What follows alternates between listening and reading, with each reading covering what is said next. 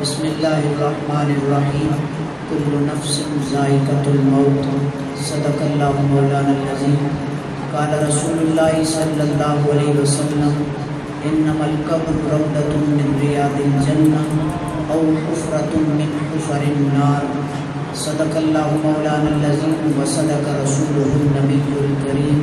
محبت سے حضور کی بارگاہ میں درود شریف الصلاۃ والسلام علیہ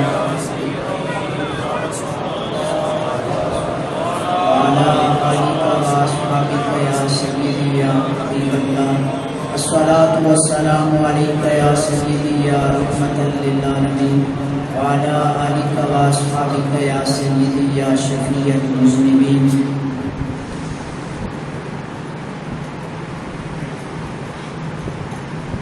جیندے کی جانن ساڑ مویاں دی سو جانے جو مردہ ہو قبراں دے وچ ان نہ پانی اٹھ خرچ لوڑیندا گھر دا ہو ایک بچھوڑا ماں پیو بھائیاں دوجا عذاب قبر دا ہو واہ نصیب گناہ دا حضرت باہو جیڑا وچ حیاتی مردہ ہو۔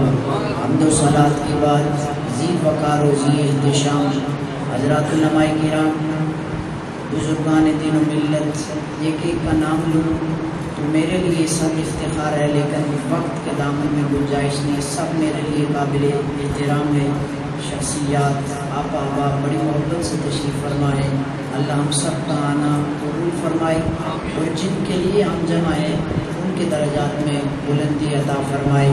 رائیہ صاحب کا بڑا خوبصورت میرے عنوان سے ملتا جلتا ایک جملہ کہ وقت قبر دا اوکھا دستا، قبر دا وقت اوکھا دستا جتھے سوالاں دا بہت زور ہو سی، جتھے نبی پاک پہنچ سن رکھ یقین پکا، جتھے مدد کرن لئی نہ کوئی ہور ہو سی۔ اگرچہ اس کے دو بند باقی ہیں لیکن وقت کے دامن کی گنجائش کو سامنے رکھتے ہوئے میں انتہائی اختصار کے ساتھ رب نے فرمایا ہر نفس کو موت کا ذائقہ چکھنا ہے۔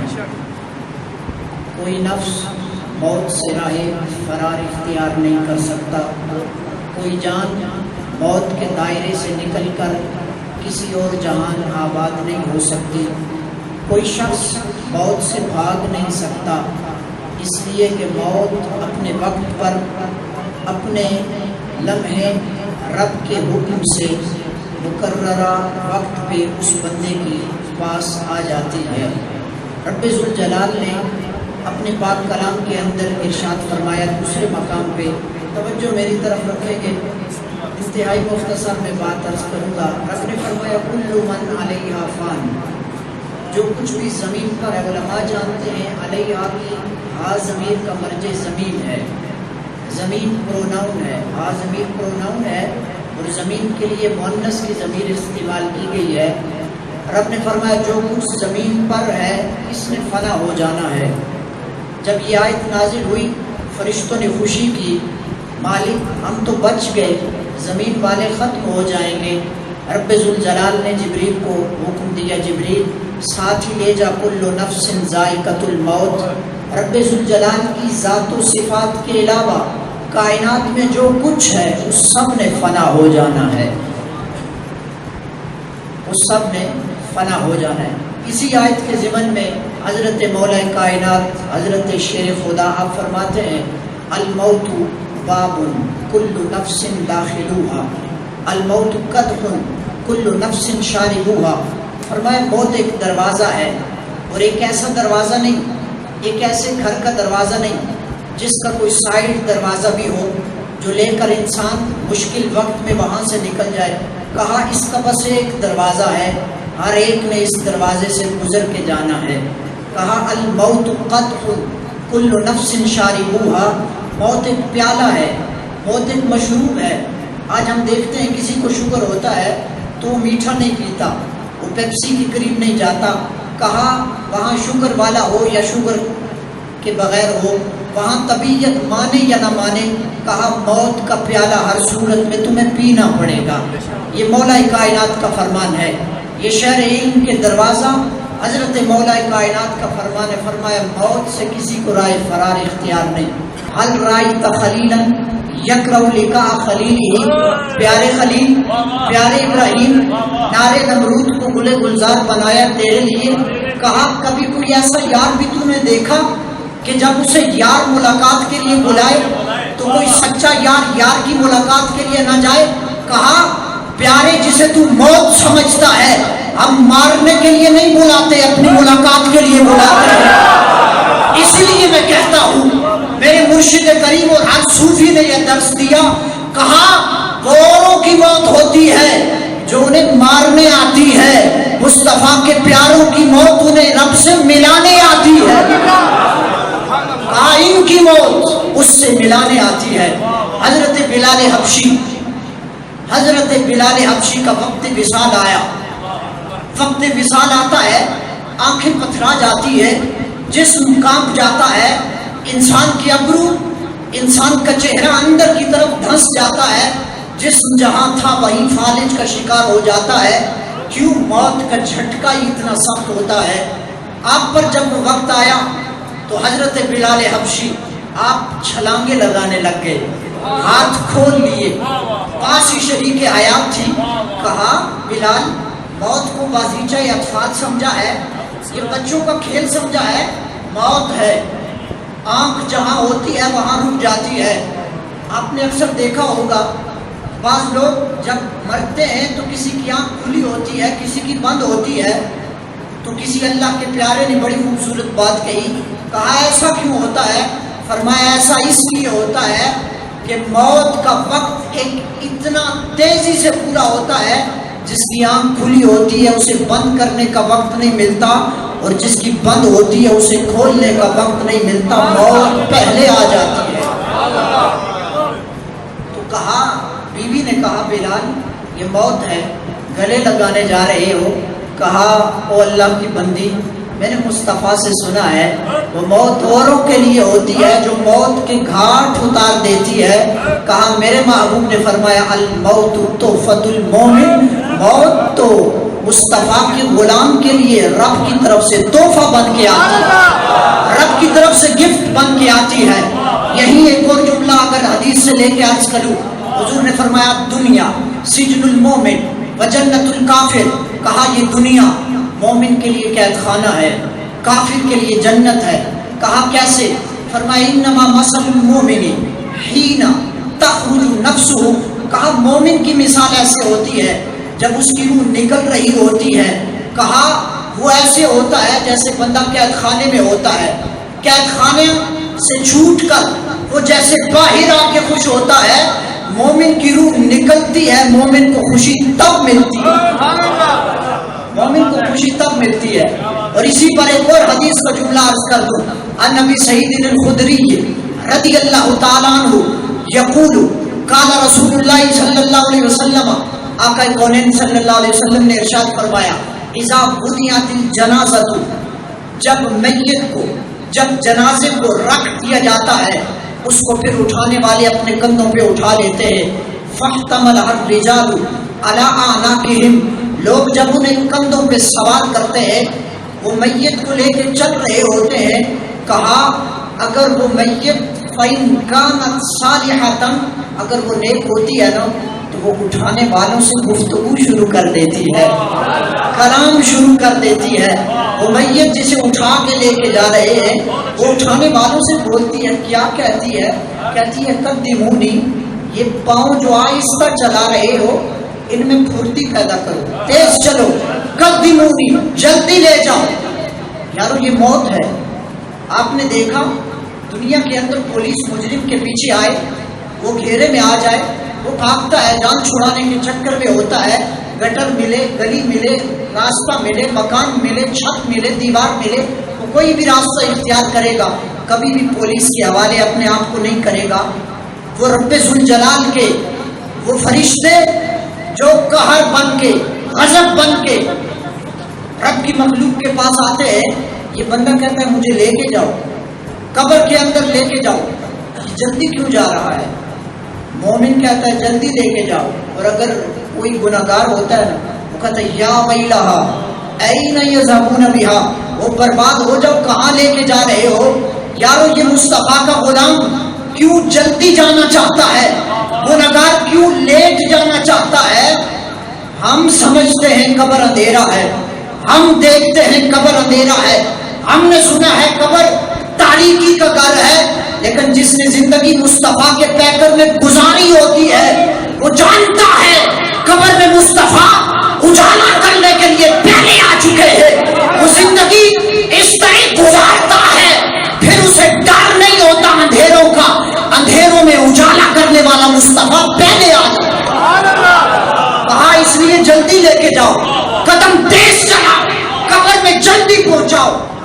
کچھ ایسے بھی ہوتے ہیں، حضور فرماتے ایک دن میرے آقا کونین قبر کے اوپر تشریف فرما تھے، فرمایا جانتے ہو یہ جو قبر میں اتارا جا رہا ہے، کچھ لوگ ہوتے ہیں نا جو جاتے ہیں تو پھر ان کے جانے پہ زمین والے بھی نہیں روتے، بلکہ زمین خوش ہوتی ہے۔ ایک بوجھ تھا جو اتر گیا، ایک گندے قدم تھے، ناپاک قدم تھے، زمین جسے اپنی طہارت سمجھتی ہے زمین خوش ہو جاتی ہے۔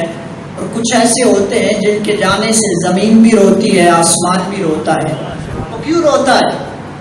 محدثین فرماتے ہیں اس لیے کہ رب کا بندہ زمین کے جس حصے پہ رب کی عبادت کیا کرتا تھا نا، زمین کے جس حصے پہ مصطفیٰ کی ثنا کیا کرتا تھا نا، جب وہ اس جہاں میں جاتا ہے وہ زمین کا ٹکڑا رو کے عرض کرتا ہے مالک وہ بندہ کہاں گیا، وہ کدھر گیا؟ وہ سجدوں سے، وہ اپنی رکوع سے، عبادت سے میرے چہرے کو اور میرے وجود کو زینت بخشنے والا کہاں گیا؟ مالک وہ کدھر گیا؟ زمین اسے تلاش کرتی ہے، جب نہیں ملتا نا پھر زمین رونے لگ جاتی ہے۔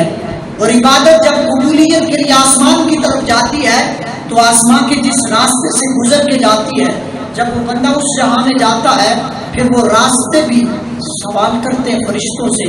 اب وہ اعمال جو اوپر آتے تھے، وہ تحفے جو زمین سے ہماری طرف آتے تھے، وہ بھیجنے والا کہاں گیا؟ اس لیے کچھ ایسے ہوتے ہیں جن کے جانے سے زمین و آسمان بھی رویا کرتے۔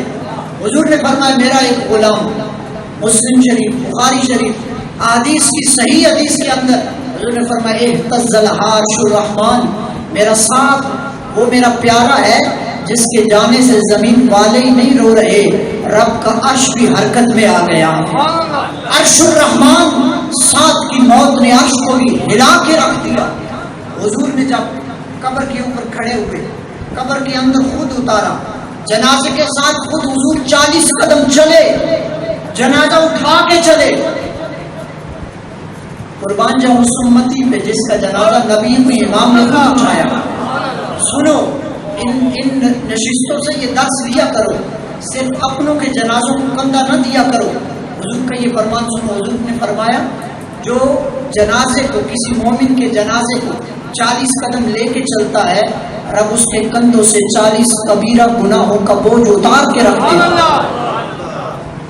حضور نے خود اٹھایا، خود قبر میں اتارا۔ حضور نے فرمایا جانتے ہو، صحابہ نے عرض کی حضور ماں باپ آپ کے قربان ہوں، کیا معاملہ ہے؟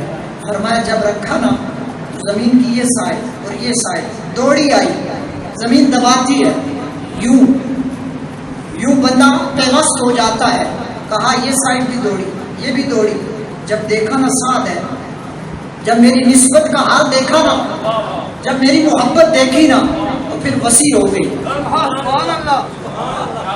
یہ عشق مصطفیٰ ایک ایسی دولت ہے، زمین بھی جس کا حیا کرتی ہے، وہ اور ہیں جو زمین پہ چلتے ہوئے بھی نسبت مصطفیٰ کا حیا نہیں کرتے۔ میں نے کہا زمین بھی اس نسبت کا حیا کرتی ہے۔ کہا جب میری نسبت کا حال معلوم ہوا تو زمین وسیع ہو گئی، کھل گئی۔ یہ وہ سعد بن معاذ، تو زندگی یوں گزار کے جاؤ کہ زمین والے بھی کہیں اللہ کا بندہ تھا، وہ گیا تو کیا گیا، جہاں کو خیر آباد کہہ کر گیا، جہاں کو ویران کر گیا، اور عرش والے بھی جھک جھک کے دیکھے مالک کو بندہ کدھر گیا۔ زندگی اس طرح گزارو۔ حضور علیہ السلام نے فرمایا یہ قبر، آج ہمارا المیہ ہے، معاشرے کے اندر یہ درس دیا جاتا ہے، قبر یہ بت ہے، ان پر جانا یہ شرک اکبر ہے، یہ شرک ہے۔ قبروں کو بت سے تعبیر کیا، اسلام کی تعلیمات کو مسخ کرنے کے، اسلام کی تعلیمات کا حلیہ بگاڑنے کے مترادف ہے۔ میں نے کہا وہ کافروں کی قبریں ہیں جن کے بارے میں حضور نے یہ فرمایا، مومن کی قبر کے بارے میں تو حضور نے فرمایا انما القبر روضۃ من ریاض الجنہ، مومن کی قبر تو جنت کے باغوں میں سے ایک باغ ہوا کرتی ہے، اور منافق کی، گستاخ کی، بد عقیدہ کی قبر جہنم کے گڑھوں میں سے ایک گڑھ ہے۔ کہا جسے تم صرف ایک گڑھا سمجھتے ہو جس میں پھینک کر، جس میں ڈال کر واپس آ جاتے، اب کوئی دعا کی ضرورت نہیں، اب کسی سال ثواب کی ضرورت نہیں۔ کہا وہ کسی کے لیے جنت بن جاتی ہے اور کسی کے لیے وہ دوزخ بن جاتی ہے۔ اب جنت وہ حصہ جو رب کے بندے کی جانے کی وجہ سے جنت بنا، تو جنت کی نعمت سے حصہ لینا چاہیے کہ نہیں لینا چاہیے؟ جنت میں جا کے بندہ محروم رہ سکتا ہے؟ انہیں کیا وہ اور قبریں ہیں جو دوزخ ہیں جہاں جانا تو گناہ سمجھتا ہے، میں تو ان پیاروں کی قبروں پہ جاتا ہوں جن کی قبریں جنت کے باغوں میں سے باغ ہے، میں تو جنت کی نعمتیں اس جہاں میں لینے کے لیے ان کی قبروں کی زیارت کرتا ہوں۔ یہ تو حضور کا فرمان اس کے لیے ہے، یہ تو افسر جنجو اراحیہ صاحب جیسے ان حضور کے عاشقوں کے لیے ہے جن کے اشعار نے آج ہمارے سینوں کو جنت بنا دیا۔ یہ ان کی قبروں کا حال ہے۔ داتا علی حجویری کی قبر کتنی جنتیں بنی ہوئی ہوگی، سلطان باہو کی قبر کتنی جنتیں بنی ہوگی۔ میرے سلطان نے فرمایا تھا وہ قبریں جسے تم قبر سمجھتے ہو، سنو میرا پیغام، نام فقیر تنام دا باہو، قبر جنا دی جیوے ہوں۔ کہا تو قبر میں جانے والے کو مردہ سمجھتا ہے، باہو کی قبر بھی زندگی کا ثبوت دیا کرتی۔ کہا ہماری قبریں بھی زندگی کا ثبوت دیتی ہے، تو کہاں پھرتا ہے، کس بے وقوفوں کے شہر میں جاتا ہے؟ کہا ہماری قبریں بھی زندہ ہے، ان میں جانے والے تو زندہ ہے، یہاں جو مدفون ہے رب نے انہیں بھی حیات ابدی بخشی ہے، رب نے انہیں بھی اتنی حیات عطا فرمائی ہے۔ اور علامہ اقبال نے ڈاکٹر صاحب تشریف فرمائے، علامہ نے فرمایا ہم تو سمجھتے موت آئی بس ختم، فنش، اینڈ ہو گیا، سب کچھ گیا۔ کہا نہیں، اقبال نے کہا تھا، مفکر نے کہا تھا، میں اکثر نشستوں میں یہ بات کہتا ہوں، ہر قوم اپنے مفکر کو لے کر عروج اور ترقی کی منازل طے کرتی ہے، اور ہم نے اپنے مفکر کو پس پشت ڈالا، آج زوال ہمارا مقدر بن چکا ہے۔ اس مفکر نے فرمایا تھا، قرآن کی حدیث کی ترجمانی کی تھی، کہا موت کو سمجھا ہے غافل اختتام زندگی، یہ ہے شام زندگی صبح دوام زندگی۔ کہا جسے تو ختم سمجھا ہے یہ تو بس شام ہوئی ہے، شام کے بعد اس صبح کے اجالے کا انتظار کر جو رب ذوالجلال تجھے قبر میں غلامی مصطفیٰ کی برکت سے عطا کرے گا۔ لوگ کہتے ہیں قبروں پہ کیا کرتے ہو؟ میں نے کہا پوچھو مفکر سے، ہمیں تو کہو گے مولوی ہے، یہ تو داڑھی والا ہے، یہ بریلوی ہے، یہ مدرسے سے پڑھ کے آیا ہے، یہ قبر پرست ہے، یہ پیر پرست ہے۔ میں نے کہا اقبال سے پوچھ، ان کی تو ظاہری داڑھی بھی نہیں تھی، وہ تو کسی ادارے میں گئے بھی نہیں تھے۔ اقبال نے بھی کہا جب امام ربانی مجدد ثانی کی قبر پہ کھڑے ہوئے، کہا حاضر ہوا میں شیخ مجدد کی لحد پر، وہ آپ کے زیر فلک ہے مطلع انوار۔ کہا یہ مجدد ثانی کی قبر کے ذرے نہیں ہے، رب کا عرش بھی اس پہ ناز کر رہا ہے، فخر کر۔ کہا یہ مجدد ثانی ہے، اور یہ ہند میں سرمایہ ملت کا نگہباں، اللہ نے پر وقت کیا جس کو خبردار، گردن نہ جھکی جس کی جہانگیر کے آگے۔ یہ وہ شخصیت، یہ ہمارے پیاروں کا، ہمارے اسلاف کا نظریہ۔ اللہ اکبر۔ تو موت آتی ہے لیکن ایک لمحے کے لیے آتی ہے، قید خانے سے آزادی دلانے کے لیے آتی ہے، آزادی کا پروانہ نام کرانے کے لیے آتی ہے۔ آپ نے دیکھا ہم نے تو دنیا کو جس طرح جنت تھی کافر کے لیے، ہم نے اسے جنت بنا لیا، قید خانہ تھی ہمارے لیے۔ آپ نے دیکھا بڑے سے بڑا وزیر اعظم ہو، صدر ہو، قید کے اندر جا کے اگرچہ کتنی ہی اسے سہولیات دی جائیں وہ وہاں آرام محسوس نہیں کرتا، وہ اس لمحے کا انتظار کرتا ہے جب باہر کی فضا اسے ملتی ہے۔ کہا مومن کی زندگی بھی بس قید خانہ ہے، وہ موت کا انتظار کرتا رہتا ہے، کب موت آتی ہے وہ اپنے رب کے پاس حاضر ہو جاتا ہے۔ یہ تو آزمائش ہے، یہ تو ہمارا امتحان ہے، ہر مرحلے پہ ہر قدم پہ ہمارے لیے یہ زندگی آزمائش ہے۔ زندگی مصطفیٰ کے پیکر میں گزار کے جا پیارے. رب ذوالجلال کی ذات ان اللہ شاکر علیم، اس کا معنی ہوتا ہے شکر گزار. لیکن یہاں رب کے بارے میں یہ معنی نہیں کریں گے، علماء بیٹھے ہیں. رب قدردان ہے. شاکر کا معنی قدردان. رب قدردان ہے ہمارے اعمال کا، ہمارے نیک افعال کا، وہ رائگاں نہیں جانے دے گا. آج زندگی اس کے محبوب کے نام پہ گزار کے جاؤ گے، قبر میں اجالے ہوں گے. آج جاہل قسم کے خطیب اور جاہل قسم کے ہمارے ممبروں سے لوگ یہ درس دیتے ہیں قبر جانے نبی جانے، قبر دا خوف دے دے کے لوگ ہی مینوں ڈراندے دے. میں سنیا اتنے سونے آنا اتنے اجالے ہوں گے. میں نے کہا تو نے اجالے کے لیے کچھ تیار بھی کیا ہے؟ بس امت کو بے وقوف اور جاہل بنایا جا رہا ہے، دین سے اور شریعت کی روح سے دور کیا جا رہا ہے. میں نے کہا میرے محبوب تو دن میں 70-100 مرتبہ استغفار کرے اور تو شعر پڑھ کے جنت اپنے نام لگوا لے، تو جنت کا پرمٹ جاری کرنا شروع ہو جائے.